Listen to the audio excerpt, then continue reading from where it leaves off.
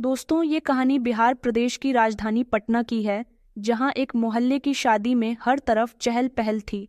Band बज रहा था, लोग नाच रहे थे और कोई भी नहीं जानता था कि इसी भीड़ के बीच किसी का अतीत चुपचाप दस्तक देने वाला है। अर्जुन, जो इस शादी में अपने दोस्त की छोटी बहन की शादी में शरीक हुआ था, बेहद सादगी से आया था, लेकिन अपने दोस्त की तरह हर जिम्मेदारी खुद पर ले रहा था। फूलों की सजावट से लेकर हलवाई के इंतजाम तक हर काम में हाथ बंटा रहा था। इसी बीच किसी ने उससे कहा, भाई अर्जुन, जरा हलवाई के पास जाकर देख लेना, मिठाइयों का काम ठीक चल रहा है या नहीं। अर्जुन मुस्कुराया और बिना कुछ कहे सीधा हलवाई के टेंट की ओर बढ़ गया।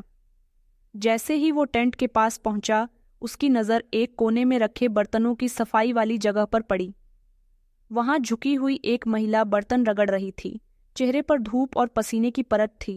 कपड़े मोहल्ले थे, लेकिन वो चेहरा कहीं देखा हुआ लगा।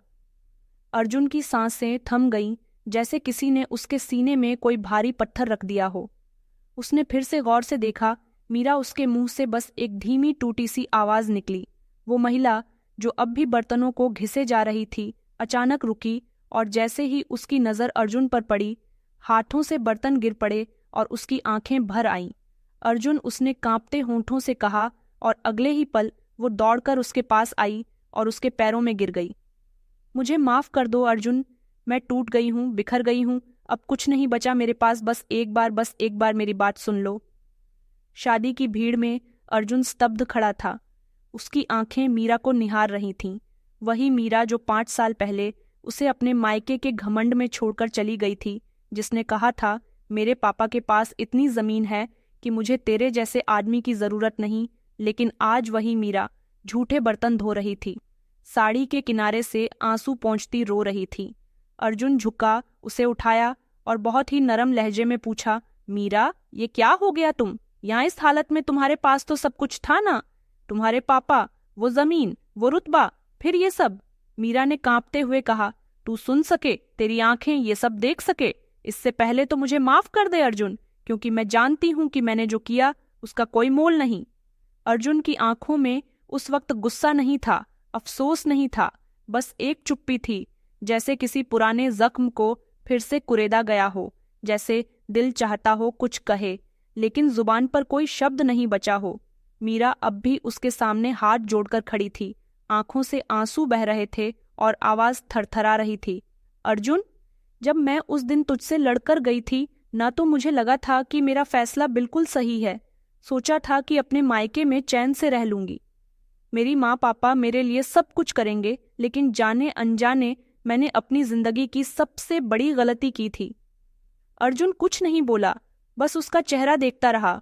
मीरा फिर बोली, तू चला गया, मैं अपने पापा के घर लौट गई। सबने मुझे कुछ दिन तो बड़े लाड प्यार से रखा, लेकिन उसके सिर्फ 6 महीने बाद ही पापा को एक रात अचानक हार्ट अटैक आया और वो हमें छोड़कर चले गए। अर्जुन, हमेशा के लिए अर्जुन की आंखें भीगने लगीं, लेकिन उसने उन्हें छुपा लिया। पापा के जाने के बाद सब कुछ बदल गया।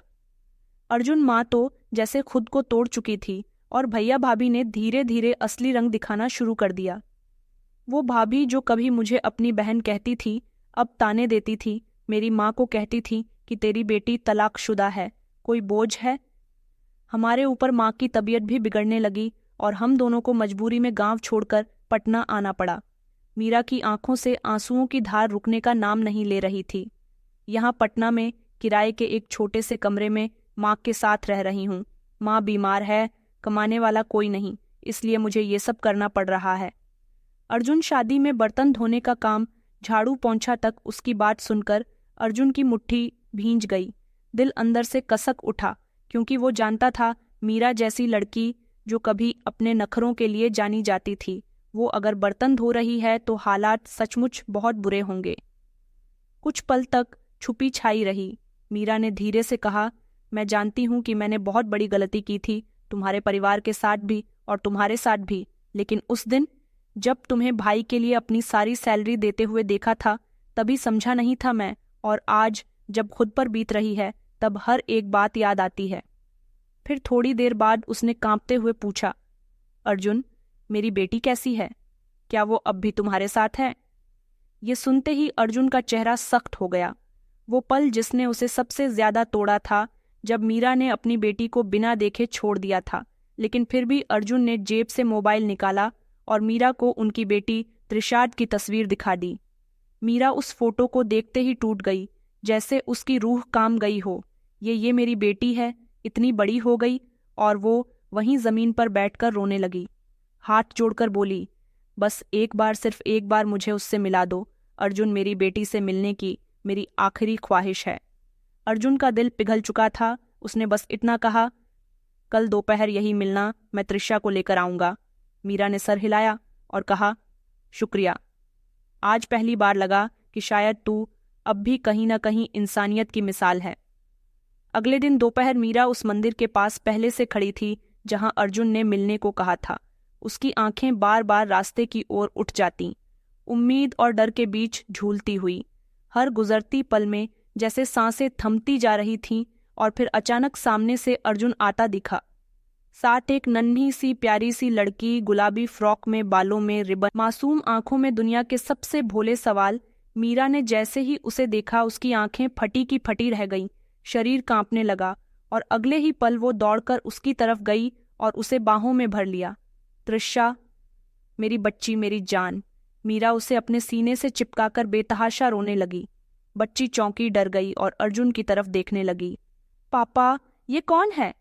अर्जुन कुछ देर चुप रहा, फिर धीरे से उसके सिर पर हाथ फेरते हुए बोला, बेटा, ये तुम्हारी माँ है जिन्होंने तुम्हें जन्म दिया। त्रिशा की आंखें खुली की खुली रह गईं। वो कुछ पल मीरा को घूरती रही, जैसे किसी अनजानी सच्चाई से सामना हो गया हो। लेकिन बच्चों का दिल साफ होता है, उसमें हिसाब होता है न नफरत। उसने धीरे से अपनी नन्ही बाहें मीरा के गले में डाल दी।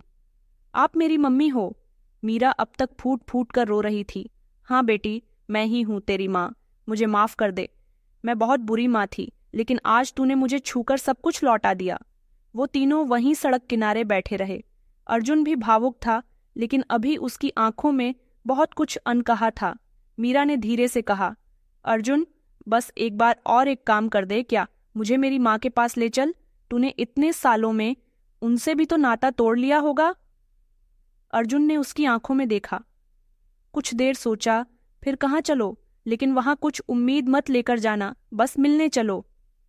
तीनों एक ऑटो में बैठकर पटना के उस छोटे से मोहल्ले की ओर निकल पड़े जहां मीरा अब अपनी माँ के साथ एक किराए के कमरे में रहती थी। घर बहुत ही साधारण था।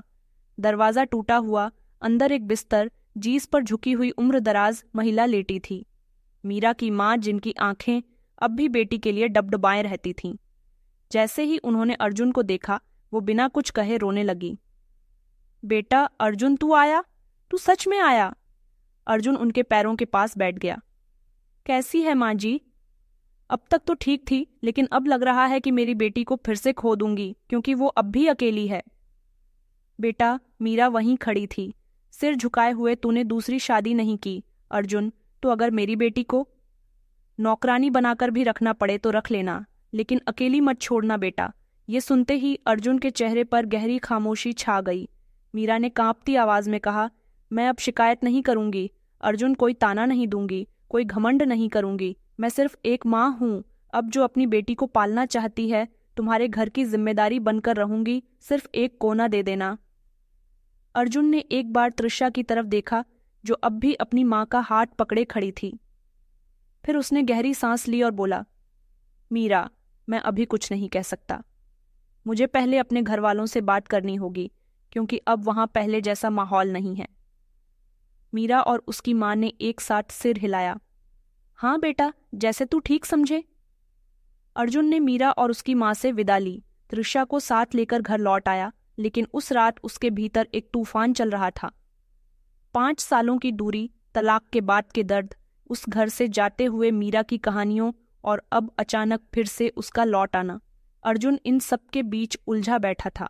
सुबह होते ही अर्जुन ने फैसला किया कि अब इस बारे में सब कुछ साफ साफ अपने घर वालों से बात करनी चाहिए।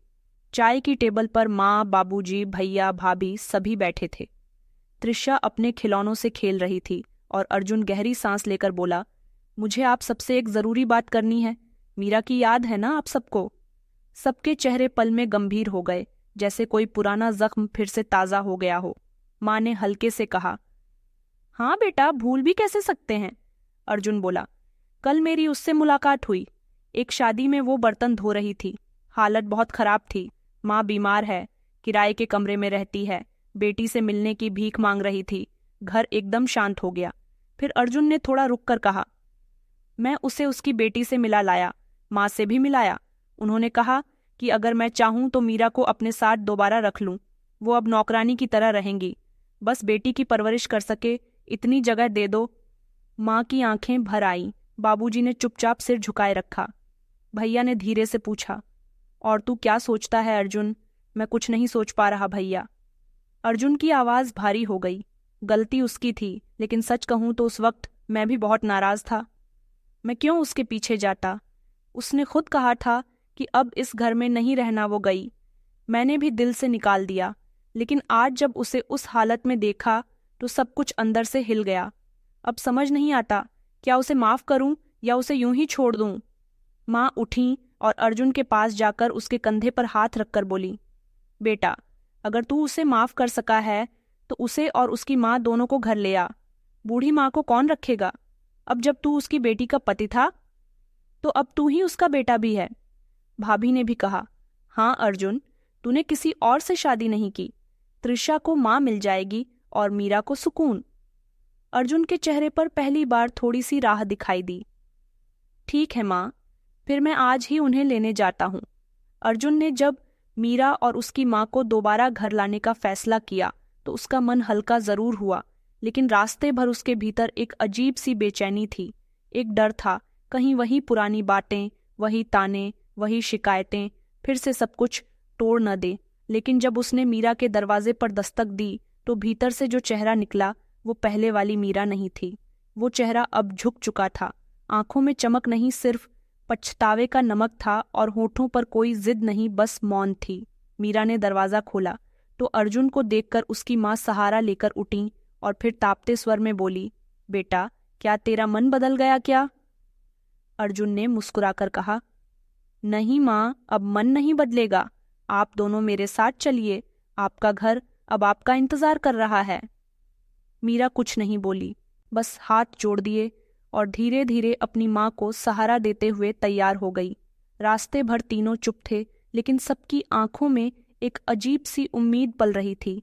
जैसे ही वे अर्जुन के घर पहुंचे, दरवाजे पर माँ पहले से खड़ी थीं। भाभी ने दरवाज़ा खोल दिया और जैसे ही मीरा ने घर की दहलीज पर पांव रखा, अर्जुन की माँ ने थाली में दीप जलाकर उसका स्वागत किया। मीरा वहीं झुक गई और उनके पैर पकड़कर रोने लगी। माँ, आप लोग मुझे माफ़ कर दीजिए, मैंने आप सभी को बहुत दुख दिया है। माँ ने उसका सिर सहलाया। अब रोने की नहीं, बस सबक लेने की ज़रूरत है। बहू, इस बार घर आए हो तो बेटी की माँ बनकर और सबकी बेटी बनकर रहना। बहू नहीं, रानी बनकर रहना। मीरा फूट फूट कर रोने लगी। त्रिशा दौड़कर आई और माँ के गले लग गई। मम्मा, आप अब यही रहोगी ना? मीरा ने उसे चूमते हुए कहा। हाँ बेटी, अब कहीं नहीं जाऊंगी, अब मेरी दुनिया बस यही है। अर्जुन एक कोने में खड़ा उन सबको देख रहा था। चेहरे पर एक लंबी यात्रा की थकान थी, लेकिन उस थकान में अब राहत थी। कुछ दिनों बाद मीरा की माँ का भी इलाज शुरू हुआ।